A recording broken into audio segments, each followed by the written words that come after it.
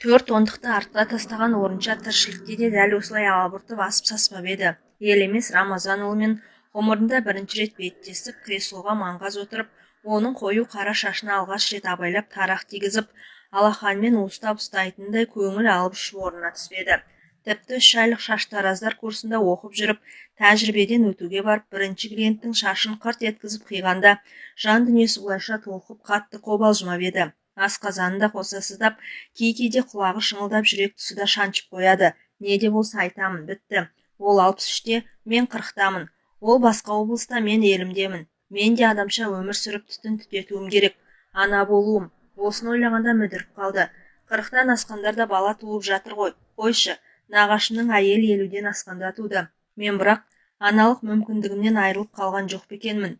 Орынша үстіне қара көйлегін іліп, бетіне опа жағып, ерін шиеде қылып бояп, тым әспеттенбей-ақ қарапайым күйде кездесер жерге жетті. Кешікпес пе екен, кім біледі. Мен ешқашан кешікпеймін. Ол облыстық әкімшіліктің алдына келгенде қара джип қасына тақау тоқтады да есік ашылып, ішінен әкімнің көмекшісі шықты. Мінгізіп алып таныш жолмен тартып отырды. Бұл жол тау етегіне апарады. Осыдан 20 жыл бұрын осы жолмен алғаш жүргенде қыз боп барып, әйел болып қайтқан. Онда елеусіз Рамазанұлы обкомның бірінші хатшысы болатын. Өзі жұмысты жаңа бастаған обкомның шаштаразы. Бір-ақ рет шашын алдырып, сақал мұртын бастырған адамның қонаққа шақырғанына қатты таңғалды. Бәлкім сақал шашын алатын болармын деген дегенде. Бірақ онда ескерту болмады. Құрал саймансыз құр шықты. Тау етегіндегі саяжай дегені Даңғарада 2 қабатты үй екен. Бірінші қабаты кеңсе сипаты мәселе шешетін орында, екіншісі жатын орын, душ бөлмесі, кинозал секілді эстетикалық мәні бар құндылықтар. Бірден екінші қабатқа көтерілді. Бірінші хатшының көмекшісі шешіндіріп, киімін іліп, жаюлы дастарханға келді. Үшеуі ғана. Шайды де көмекші дайындап, дайыштан бетер зыр қағып жүр. Сып-сидам жігіт еркек басымен әйелдің тірлігін майысып мінсіз атқарады екен. Шайды мен құяйын дегенде елеусіз Рамазанұлы: дұрсақ, жарқын, сен таңертең кел деп көмекшісіне рұқсат беріп, шайнектің құлағын қызға ұстатты. Тағам толы үстел басында екеуі қалды. Дастарханда құс сүтінен басқаның бәрі бар. Бұл көрмеген балық пен уылдырық, оралған кәмпитпен, ашық-шашық жатқан кәмпиттің неше түрі, қызыл мен жасыл жапырақтың бейнесі өрнектелген тіске жұмсақ топ-томпақ торт. Құйған шайың тәтті екен деді обком басшысы кішкентай баладан тілін шығара сөйлеп. Маңдайым тершіп қоя берді ғой. Мә өзіне деп күмісті ұстағанда бірінің үстіне бір өрмелеп шығып жатқан шоколад кәмпиттің қабығын аршып ұсынды. Шайды енді мен құяйын, сен қонақсың ғой деп түрегеп орын ауыстырып төрге оздырды. 20-дан енді асқан балаң бойжеткен ләм деген жоқ. Бұрын бір-екі рет көрген кісінің қарапайымдылығына тәнті болды. Шай қойғанда қолдары дірілдемеді. Шәйнектің тұтқасын ұстау қайшымен тарақ ұстаудан қиын емес. Депутат орталық комитетінің мүшесі Делек секілді биік мәртебелі адамдардың шашын алып сақал мұртын басу ептілікті қажет етсе, ып-ыстық шәйнектің иіліп келген тұтқасы қолға икемді. Бұған еш қиналмады, асып саспады. Қол күші де жетіп жатты. Тек бір таңғалғаны, жеті түнде өзін неге шақырды екен.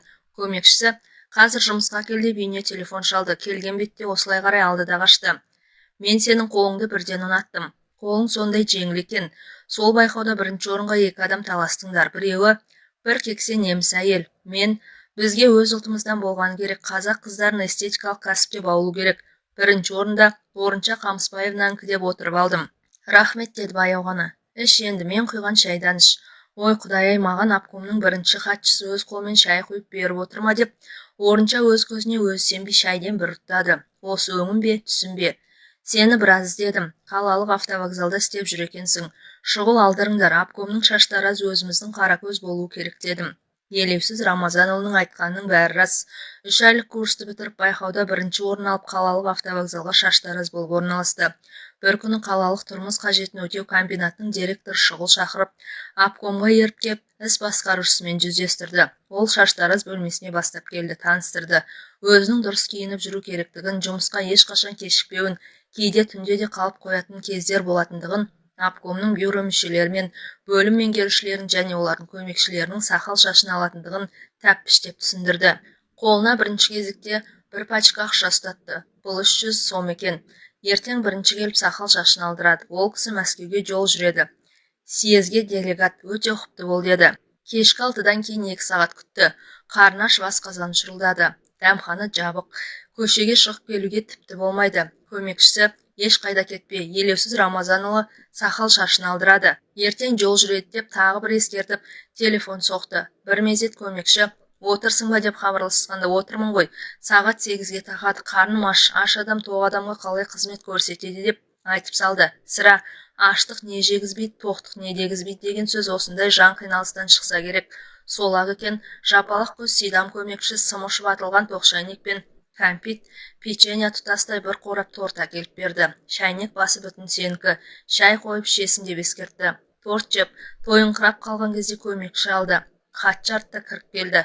Жұмсақ креслоға жайғасқан жас шамасы 40-тардағы кісіге қандай үлгіде алайын деп шаштараздың дәстүрлі сұрағын қойды. Қысқа шаш, Мәскеуге кетіп барам ғой, сосын өзіңе ұнағанын жасай бер. Партия совет қызметкерлеріне селдір селкеу жоқ, құлақты ашқан қысқа шаш үлгісі тән әртүрлі үлгі, басшының тойған қоздай монтитіп көрсетеді. Елеусіз Рамазанұлы, сақал мұртыңызды алайын ба? Ал, өзің сұрап тұрғанда, қош исаңқыған көбікті көпірште жағып ат жақты бетті әп-сәтте тазарт, соңынан майда жұмсақ алақанмен бет жылтыратқыш иісмай сүйкеп әртүрлі гүлдердің жиынтығынан жасалған әтір бүрікті. Енді Мәскеуге ұша беруге болады деді, креслодан тұрып жатып. Елеусіз Рамазанұлы маңдайы ашық, қырғи тұмсық, жуан мойынды нағыз еркек тұлғалы азамат екен. Мана аққа оранып отырғанда айнадан көздері түйісіп қалып еді, абдырап құлақ түбіндегі шашы қайшының ұшымен сәл ауырта қырықты.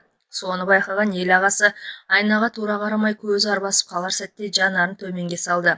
Құлақ пен танау ішіндегі тікіреген қылқыбырды түгін қалдырмай қырқып тазалау шаштараздың саусақ ұшынан қалмайтын ұсақ түйек болғанмен ұқыптылықты қалайтын міндет. Ол шүкір айқайшының ұшын шебер пайдалану қажет. Адамзаттың осы екі мүшесін өте сезімтал қылып жаратыпты. Тіпті тиіп кетсең қытығы келіп тез оянатын нәзік мүшесі осы екен. Сондықтан әрі сақ, әрі абай болу ұстаздың аузынан талай естіген. Арада 15 күн өтіп Мәскеумен келісімен түн жамылып тау етегінде тағы да кездесті. Хатшының қолынан шай ішкені орыншаны таң қалдырып тәнті етті. Сосын әркімнің бас болмысын есте сақтау шаштараздың бір ерекшелігі болса, ат жақты бетке біткен сопақша келген қасқа бас сөзінің мәңгесінде. Үйің жоқ қой деді. Тағы бір кесе шай құйып беріп, жатақхана, өз үйім. Иә, газетте осындай рубрика бар, үйде орденде болады, тек жақсы жұмыс істеп, шеберлігіңді шыңда. Айтпақшы біз неғып отырмыз? Шарап ішпей. Сен шарап іш, мен коньяк ішкейін. Мәскеудікі, съездікі. Облыс басшысы өз қолымен тырна сирақ рюмкеге құйған қызыл шарапты жартылай ішті. Көз қиығын бір салып өткен хатшы армян коньягын түгел таусып қойыпты. Тағы да қойды. Мынау сенің алтын қолың үшін. Біздің қыздардан шаштараз бен кітапханашы көбейту керек. Қазақ бұларды мамандық деп есептемейді. Сенің эстетикалық талғамың үшін, общем, сен үшін. Орынша тағы да орталай алды. Бұрын қыз ойнақтарда тәтті дәм тілі үрген шарап жақсы жүріп отыр. Оның үстіне самаладай жарқыраған жиһаз бен жаныңа ләззат берер құнттай тазалық көңілін бірнеше саты жоғары көтеріп тастады. Ер кезек 3-ке дейін, енді біздің туған жеріміз үшін, съезде біздің ел жақсы аталды, соған қосқан біздің облыстың да үлесі зор. Ел мен жер үшін деп өз түгел ішіп қойды да, жартылай алған бұған тура қарап ештеңе демеді. Сосын орнынан тұрды. Қабырғадағы төрі бұрышты сән сағатының тырсылы тырс-тырс етіп түнгі 10-ды көрсетіп тұр. Айтпақшы, Мәскеуден әкелген сыйлығым бар деп арт жақтағы сандықшаның аузын ашып, іле сарт жауып, ақ бантик байланған 4 бұрышты қорап ұсынды. Күйеудің шаш сипары, Клеопатра аталған француз иіссуы болды. Түннің бір уағы болып қалыпты. Жуынам десең жуын, душ анау тұр, жуынып ал. Орынша бір осы бір қарапайым адамның айтқанына қарсылық көрсетпей көне берді. Төбеден жылы су бүріккен душ астында тұрып та жан рахаттанды. Жатақханада душта, ваннада жоқ, моншаға осы аптада бара алмады. Қош иісі мүңкіген иссабымен ақ қардай жұмсақ көпіршіп, қара шашын түгел көмкерген бальзам аралас шампуньның иісіне бойы балқып жұмақ күй көшті. Қызыл шарап ұйқысын келтірді, бірақ осы бір қамқор адамнан қорықпады. Бір-екі рет сақал шашын алып бір-біріне жақын тұрған сәттен кейін бұл да көптің бір екен ғой деп көңілі сабасына түсті. Жуынып шықты, ақ желең басын бүркеген ақ орамал бәрі дайын. Елеусіз Рамазанұлы қайда кетті деп іздей бастады. Көзі үйреніп, көңілі жақын тартып кетті. Ол кісі бір бұрыштағы ерлер душынан аққа оранып шыға келді. Тағы да шай ішеміз бе деді, күлімдей қарап. Күлімсіреген сондай мейірімді, өзде өте әдемі кісі екен. Менің ұйқым келіп тұр деген сөз аузынан шығып кетті. Бір жағынан үйіме жеткізіп салар мекен деп ойласа, бір жағынан мына даңғарадай кең сарайдан шыққысы келмей қалды. Қазір ұйықтаймыз. Сенің орның анау жер деп, іргелес бөлмедегі 2 адамдық кереуетке алып келді. Ұйықтай бер. көзі ілініп кеткен екен. Елеусіз Рамазанұлы төніп кеп, әйшін жүк көрпені серпіп ашып, қасына қонжия кетті. Маңдайынан мұрнынан сүйіп, тамағынан иіскеп, ұшы түртиіп тұрған қос алмасына тілін тигізіп, тамсана сорғанда қыз ыңыранып есінен айырылып, жанымдаған жайлы дауыс саяжайды жайлап алды. Ерін емшек ұшына алғанда, мұныңыз дұрыс емес деп, тісі тісіне тимей қалшылдап, бәрі дұрыс болады, бәрі дұрыс. Еңгезердей еркектің салмағы езіп жере жаздады. Жаншылып жанжыраған 20-дағы шаштараз қыз 40-дағы қырқылжың ел ағасының астында шыңғырып жатып, анасын көмекке шақырды. Оған тық-тық еткен қабырғадағы 4 сағат, терезедегі желкемен желп-желп еткен қызыл перде, душ бөлмесіндегі тырс-тырс тамған тамшы куә. Орынша осы жолмен алғаш жүргенде қыз боп келіп, әйел болып қайтып еді. Енді бұл соңғы жүруім деп, қайжықта ерінің қайта-қайта заланы тістегенмен, көкіректегі айтар сөзімді қалай жеткізсем екен деп, қанша қайсар болса да, кәрі қыз қалшылдап дірілдеп қорқып келеді. 20 жыл дегенің бір жігіттің жылқының басын бұрып, жығар ғұмыры, ата-анасы әлпештеген бір қыздың омырауы шығып, оң жақтан сол жаққа аттап екі босағаның да берекесін кіргізіп бақытқа кенелер кезеңі. Орынша ойлап отырса, осы жолмен алғаш келгенде көкірегі шешек атқан балаң бой жеткен еді. Қазір омырау былқ-сылқ еткен 40-тағы кексе әйел болды, бірақ бала емзе алмады. Жасанды жолмен түсік тастап Елеусіз Рамазанұлының көңілін тапты. Омырауына еңбектігі ерлігі үшін медалін, еңбек қызыл ту орденін тақты. Ең есте қаларлығы Мәскеуде өткен тұрмыс қажетін өтеу қызметкерлерінің құрылтайында бала емізбеген омырауға еліміздің ең жоғары марапаты Ленин орденін тағып қайтты. Жастардың алдына шығып салауатты өмір салтын айнымаңдар деп ақыл айтқан кездерімде болды. Молданың айтқан істегенін істеме дегенің дәл өзі. Мамандығым кәсіби шаштараз болғанмен әйелдік парызым соның көлеңкесінде ақталмай қалды ғой. Бүгін осының бәрін аузым барып елекеңе айталар мекенмін. Қолым батыл, аузым қорқақ сорлымын ғой.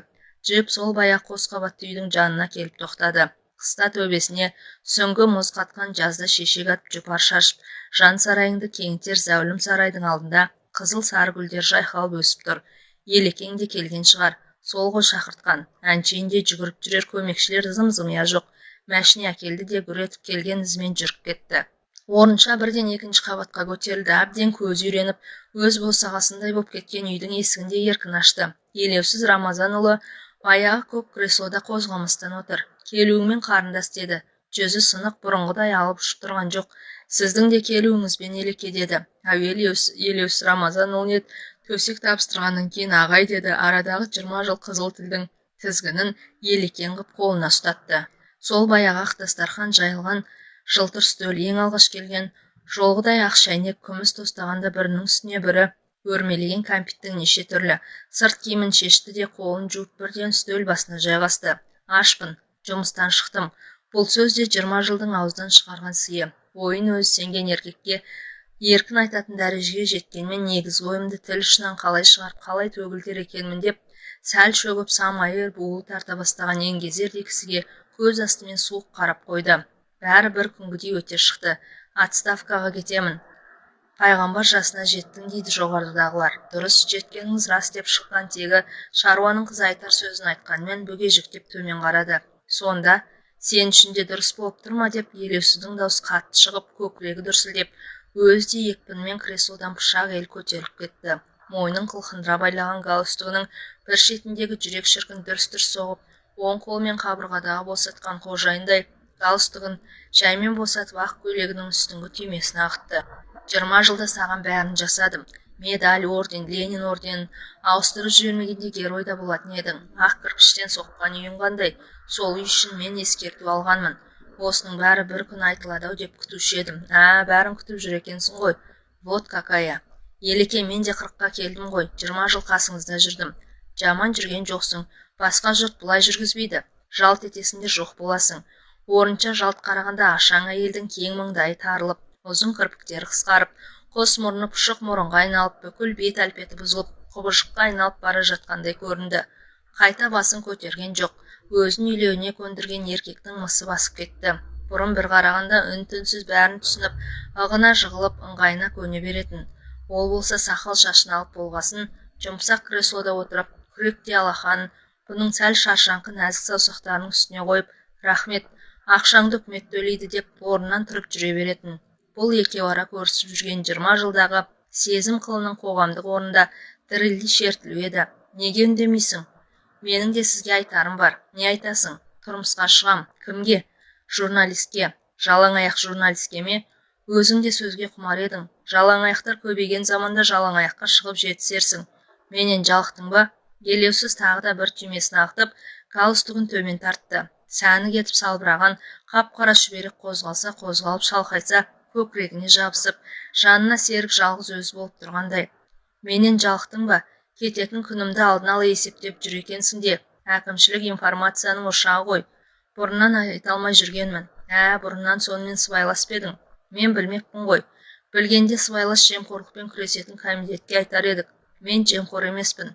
Сен де обкомнан аларыңда азалған жоқсың.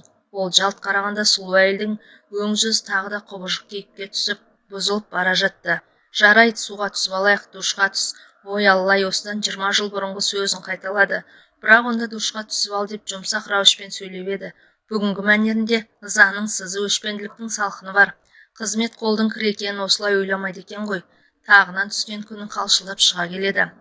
Ол сарылдатып су ағызып жатқанда бұл тысқа шықты да, қою түнге малынып, ай сәулесі ғана сұлу бейнесін аспанмен тамашалап тұрған гүлдердің арасымен өтіп, кең қақпаны қинала ашып келген жолына түсті. Бұл жол жаяу қайтты. Қаладан 10 шақырымдай жолға табан ізін қалдырып, жүрегі өрекпіп жалғыз кетті. Артынан келер, қол көтерер көлік жоқ. Бұл бір өмірден бөлініп қалған бейсеует жол. Бұл жолмен тек облыстың бірінші басшысының ғана көлігі жүреді. 10 шақырым тек қара табанның қаржымына қаларын орынша біледі. Оны тұрмысқа шықпақшы жігіті Тұрматтың бейнесі алға жетелік беледі. Бүгін хабарласам деп еді, іздеп жатқан шығар. Онымен танысқалы да 1 жыл болыпты. Шаштараздың облыстық байқауында екеуі әділ қазы болып бірге отырған. Облыстық газетте істейтін журналистің аты жөнін сырттай білетін. Ол да Ленин ордені Шаштараздың атына сырттай қанық. Екеуі осы кәсіптің қыр-сыр хақында көп сөйлесті. Тұрмат тіпті Шаштараздар тарихына жетік. Бұл білмейтін жайттерді біледі екен. Елекең душтан шықты мекен. Ол кісі жақсы омлады, сосын мені іздейді. Қалаға звондар, кімге звондайды? Бұнда қазір оның сөзі жүрмейді. Бұрын басқа қаладан ұрын келгенде менің келгенімді ешкім білмеуі тиіс деп өзіне де бұған да қатаң қырағы талап қоятын. Бұның аузының беріктігіне сенеді. 20 жылда иненің жасуында із қалдырған жоқпын деп ойлады ғой ол өзін. Ал Орыншаның Елекең білмейтін бір сыры бар. Ол басқа облысқа ауысып кеткесін, Мәскеуден обкомға шұғыл тексерумен бір инспектор келген. Түн жамылып Тәттіху құшағында жатқанда телефон шырыл оятты. Сосын қоян жүрек көмекшінің бірі үйіне келіп, сізді бірінші іздеп жатыр деді. Тез-тездеп қалш-қалш етеді, киініп шықты. Сөйтсе бір күн бұрын сақалын қырғызған мәскеулік қонақ қызып отырып, обкомның Шаштаразы қандай әдемі деп тамсанып есіне түсіріпті. Сол бір сөз аузынан шығуы мұң екен, сізбен бірге қасыңызда отырса қалай қарайсыз деп құрақ ұшыпты бірінші хатшы. Қарсы емеспін деген бір ауыз сөзден кейін көмекшісі обкомның ақ кірпіштен соғылған ақшаңқан үйіне қарай құстай ұшып өзін көптен жүрмеген кәнігі жолмен саяжайға жеткізді. Қонақ көзіне ұйқы тығылып әлсін-әлсін езуін керіп, есінеген кезде бірінші хатшы біз қозғалайық деп мәскеуліктен рұқсат сұрады. Сіз демалыңыз, Шаштараз қажет болса қасыңызда қалады. Ол шығып бара жатқанда оңаша шақырып алып, неге тастап бара жатқаныңды білесің ғой деді, қабағын түйіп. Ертең сөз көбейіп жүрмесін. Мәскеулік инспектор душқа түс деп те айтпады, бірден бас салды. Тілге келтірмей не болғанын өзі де білмей, отанымыздың жүрегінен келген тексерушінің зілдей салмағының астында таң атқанша шаншылды. Ертеңіне жұмысқа бармады, әуелі Шаштараздың келмей қалғанын арнайы біліп, сосын қонақтың кешіккеніне сүйініп, әуелі өзіне өзі, сосын өзінің алдындағы Елемес Рамазанұлының мәрттігіне қатты риза болды. Шаштаразын бірге алып жүретін қолбасарлар болған, қазір сондай хатшылар бар. Елекең мәрттікті жомарт екен, әйтпесе өзі тәрбиелеген мынандай Анжеликаны көз қиып тастап кету дегенің хатшының алғысы да құпиясында ішінде қалды. Осылай ұлттар достығына біз де үлесімізді қосқанбыз. Елекеңе осының бәрін ескерткенде не істер еді? Мәскеулікке аузын аша алар ма еді? Қайдан шықсын ондай ерлік? Соның алдында сілейіп отырғаннан басқа не бітірер дейсің? Көп болса өзінің орнына келген хатшыны сыртынан сілейтіп бір боқтар. Бұлардың жігіттікке бір сәтке жуылып кетеді ғой. Олай қараңғы астында ерін қайта-қайта тістелеп, қайрылмай кеткен жастығын қия алмағандай ішін ыза кернеп, даңғыл жолдан иіліп, басталған жалғыз соқпаққа қарай бұрылды. Елекең іздесе таба алмай қалсын. Бұл соқпақта қалаға апарады. Оны Тұрматтың сүйкімді бейнесі алға жетелей берді. Қаншама рет телефон соққан шығар. Екеуі ара көп әңгімеден кейін бір күні газеттен басқаға бақыт сыйлаған деген очеркті көрді. Бұрын өзі туралы талай жазылса да, Мына жазуға Орыншаның жүрегі елжіреді. Мөлдір құдыққа үңілгенде жанның тереңіне үңіліп, жан сезімін ашып көрсетіпті. Бақыт деген не деп сауал қойыпты аяқтапты очеркті. Мен үшін бақыт дегенім өзгеге әсемдік сыйлау, өзгенің көңілінен шығу, оның шаштараз айнасынан өзін көріп, орындықтан риза болып тұруы. Бәрі рас, сұрағаны да айтқаны да рас. Бірақ адам бақыты басқада емес пе? Әйел бақыты жар сүю, бала табу, оны тәрбиелеу. Тұрмат бәрін емеурінен білдіріп тұр. Өзі де бақытын таба алмай жүрген жігіт екен. Үйленгесін бір аптадан кейін жұбайы кенеттен қайтыс болыпты.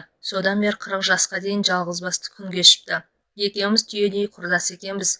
Көргені мен түйгені жеке басының мұңы көз алдынан кинолентадай жылжып өтіп, Орыншаны еш шаршатпады. Көңілі қобалжыса да, көкірегіндегі запыранды сыртқа шығарып тастағанына жаны жеңілдеп, Алтай тауының аңғарындағы жаздың салқын самал астында сергек басып келеді.